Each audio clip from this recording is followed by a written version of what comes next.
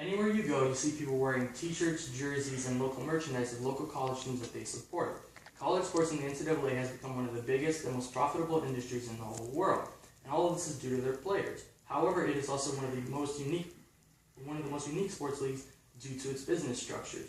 The NCAA has become so big due to the amazing players that they have that attend their schools. Through countless hours that the athletes put into practice, they bring in fans, they bring in supporters and viewers, and are the reason that their schools make so much money annually. Despite of this, they don't see a dime of the money that the universities get through TV deals, through merchandise deals, through video games, etc. All the players get is a chance to show their skills in hopes that one professional team is willing to make their dream a reality. That one team will make all the blood, sweat, tears, and sacrifice that they put in all worth it by eventually signing them. Well, that all sounds well and good. Only a very minute portion of these athletes do get signed. The rest of them don't get to see any profitability off of their hard work. Meanwhile, regardless of these players not making any money, their schools make hundreds of millions of dollars a year, to which they never see a dime of. Some of these athletes aren't even able to afford meals after practice, but their coaches make millions of dollars and show up to practice with a brand new car and go home to their million-dollar mansions. Often these athletes do not have the time to go out and get themselves a job so they financially support themselves, because they have to split their time between going to school and making sure they're eligible to practice, as well as honing their craft to eventually make their dream a reality. I believe this injustice needs to be corrected. While these athletes are not technically professionals, they generate so much money for the NCAA as a whole that it's an abomination that they don't make any money. Ponder this. If a student works in a bookstore, he's considered a student employee and gets paid by the school for his work. However, a student athlete is just considered a student that gets to play sports. What's the difference? Are these athletes not contributing to the overall success of their school? Are they not providing a service to the school? Are they not bringing in revenue to the school? The answer is they are. However, these students are just treated as students, and they're not. They're also employees. But due to the business structures, they just happen to be employees that no one ever pays. Considering the massive contribution that student athletes make to their universities financially, there is no reason why these athletes should not be paid. First, we will begin by looking at the structure of the student-athlete relationship to the NCAA and overview the financial status of the NCAA. Next, we will look at college athletes and what their worth would be if it was a free market. Finally, I will offer in my insight and my position on the situation and the additional benefits I believe paying these players would have on the NCAA as a whole. First, let's begin by talking about how much money the NCAA makes and looking at the structure that is provided for the athletes.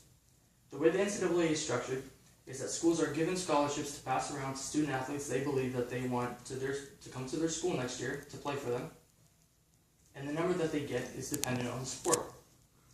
In exchange, these athletes have a portion of their fees and costs of going to university reduced, according to NCAA.org. However, these scholarships are primarily one-year scholarships and can be revoked at any point if the student can no longer play or is no longer needed on the team. Looking at the money the NCAA makes, according to the NCAA website, they brought in $912 million of revenue last year, in 2015. Some of these colleges even make over $150 million themselves annually. College coaches, on average, are paid $100,000 a year. Meanwhile, NCAA executives are paid, on average, $1 million a year. Players annually get about $23,000, and that's just to cover student costs. Player side of this, there's about 150,000 scholarship students that go to D1 and D2 schools, which are the only divisions that are offered scholarships by the NCAA. Players are given the opportunity to play their sport through their athletic scholarships, and most of them can't play if they don't have them, at least at the bigger schools. These scholarships on average pay about $23,000 a year, but really only cover the basics of living in college and going to tuition and paying for tuition fees.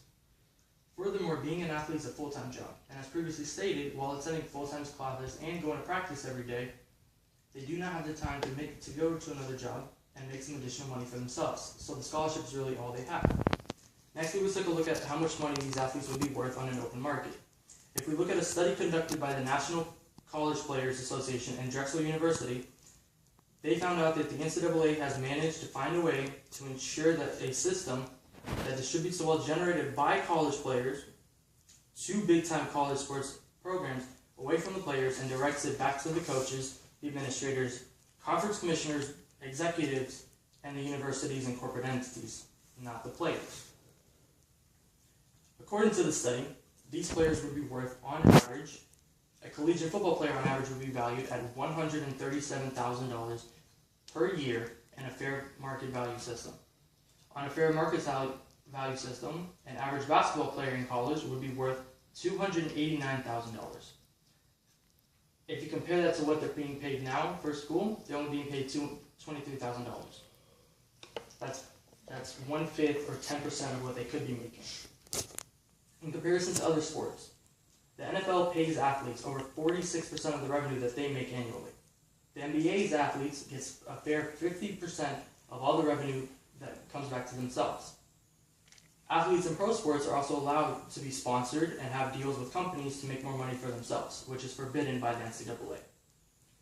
Lastly, I will provide my stance as to why I believe these athletes should be paid and the effects it would have on the NCAA, and the positive effects it would have. According to Mark Emmert, the president of the NCAA, the guiding principle of the NCAA has always been about the student who plays sports. It's all about the student. However, if we go back to the study done by the National College Players and Drexel University, you'll see that 85% of players living on campus, as well as 86% living off campus, are living below the federal poverty line. They are considered poor. Furthermore, the average academic shortfall for these students is over $3,000 in 2010. That means that there's $3,000 that their scholarship didn't pay, that they somehow have to find money to pay for it. Also, when you look at the structure of the scholarships, the schools are just repaying themselves. They're giving the student monies that they then use to pay for tuition, books, that the school collects back again.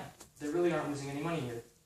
Meanwhile, the majority of these players live below the poverty line. Their schools, coaches, sports directors, etc. are making at least six-figure salaries.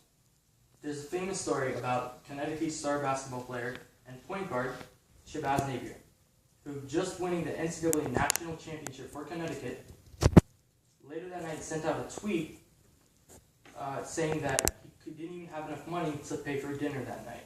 He just won the championship and didn't have enough money to pay for food that same night. The additional benefits that the NCAA would have if they were to pay players. If they were being paid players, I would believe that this would diminish the problem of them leaving so early for the pros. Most college sports, especially in basketball, players come in for the 1 year that's necessary and then go back to college, go to the pros, leaving their college teams without players and constantly having to recycle them because they leave right away. If they were being paid more, I believe that they would stay, get their education, stay for longer, and then eventually go to the pros after they're done. These athletes would be able to support themselves and get a college education at the same time. It wouldn't negatively affect the quality of the games, as more players would be happier. The happier they are, the better they would play. The better you play, the better the games would become. The better the games are, the more viewers and support and interest that you get in the overall sport. It would also put a positive spotlight, as not paying players has become one of the biggest detriments to the look of the NCAA in the past. Well, anytime that you've ever looked at it. It would do away with some of the backlash that they're receiving from ex-athletes and media members saying that players should be paid, and about hearing the stories of them not being able to eat, yet the university officials are making millions of dollars a year. In conclusion, today we looked about how much money the NCAA makes and the structure of the student-athlete relationship. We also looked at how much these athletes would be worth and weighted against how much they are being paid now. Lastly, I provided my stance on why athletes should be paid, as well as looking at some of the benefits the NCAA would also receive. When you look at how much money the NCAA and their executives are making, it's absolutely appalling that the athlete does not receive anything close to what they deserve for all the hard work and effort that they put into the school, and especially for how much money that they generate for the school. If you look at any other profession and job, people that provide so much and make millions of dollars for their company are paid accordingly. They're happy. They like their job because they know if they do a good job, they'll be paid. Then think of all those people not being able to go out and afford food for themselves that same night. that simply would never happen. Those people that would make so much money for the company would never find themselves below the poverty line. They'd get paid accordingly. However, that's exactly what transpires on the NCAA. The NCAA feeds off their young and hungry athletes, and yet does not ever seem to repay those athletes for their hard work.